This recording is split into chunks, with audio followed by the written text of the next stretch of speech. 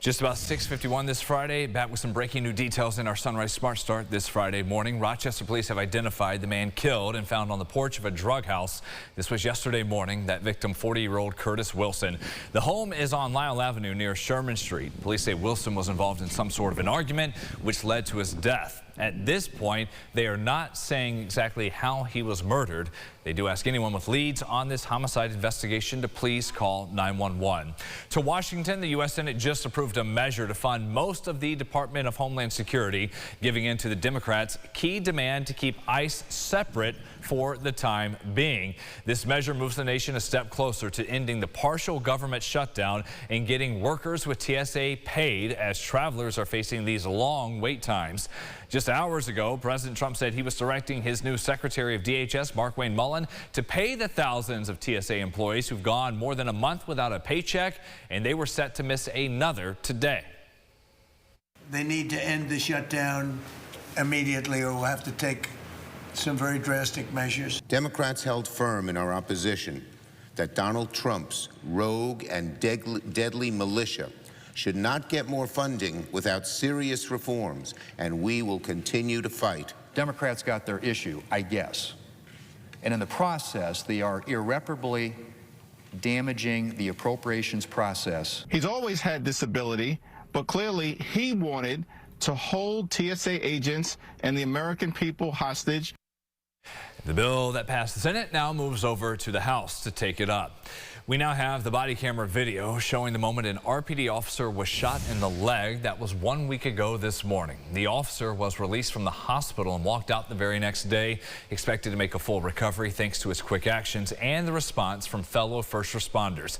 And just a warning before we show this to you, if you have kids in the room, you're going to see and hear what's in the video.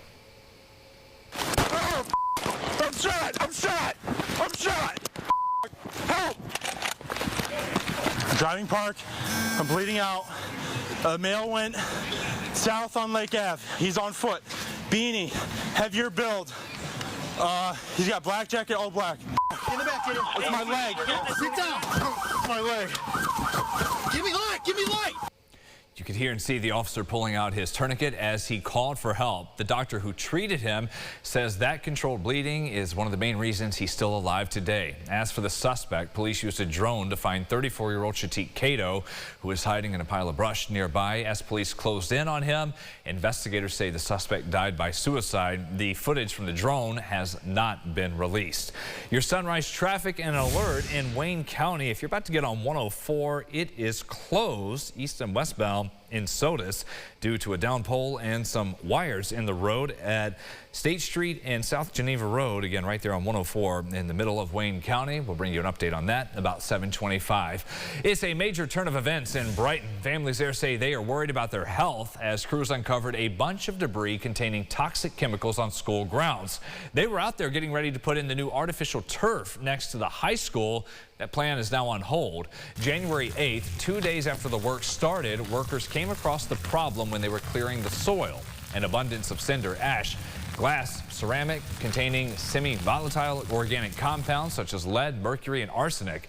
Given the scale, the DEC labeled this a spill, and there has to be remediation. So I have two small grandchildren that we used to go out here and play in the field all the time. Now we can't do that anymore. It's sort of just the tip of the toxic iceberg, because now you have this added factor of they are building it on a giant toxic site.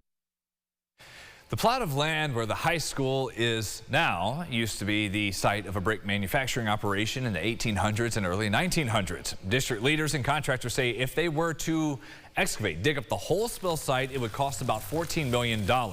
There are a few other options on the table which would be of substantial cost. They're also working on a revision to the proposed water irrigation system for the new turf. The message the district sent out to parents this week. You can find that in this story on the homepage of RochesterFirst.com. March Madness, another big weekend upon us. Half the Elite Eight is set. Arizona, Purdue, Iowa taking on Illinois. There are two more marquee back-to-back Sweet 16 showdowns on the road to the Final Four tonight on News 8. 7:10 tipping off. kickoff got Duke and St. John's. Duke trying to keep the title hopes rolling as the #1 overall seed. St. John's going for the upset. After that, whenever it wraps up, we'll have UConn, the Huskies, and the Michigan State Spartans. A 2-3 matchup at about 9:45.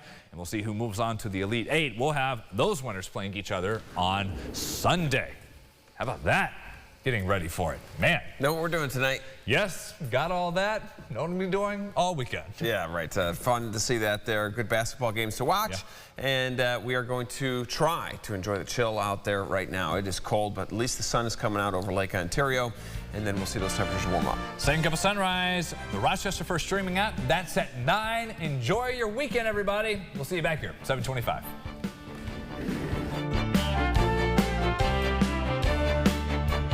Follow News 8 wherever you are on RochesterFirst.com, Facebook, X, and on our app for news and weather.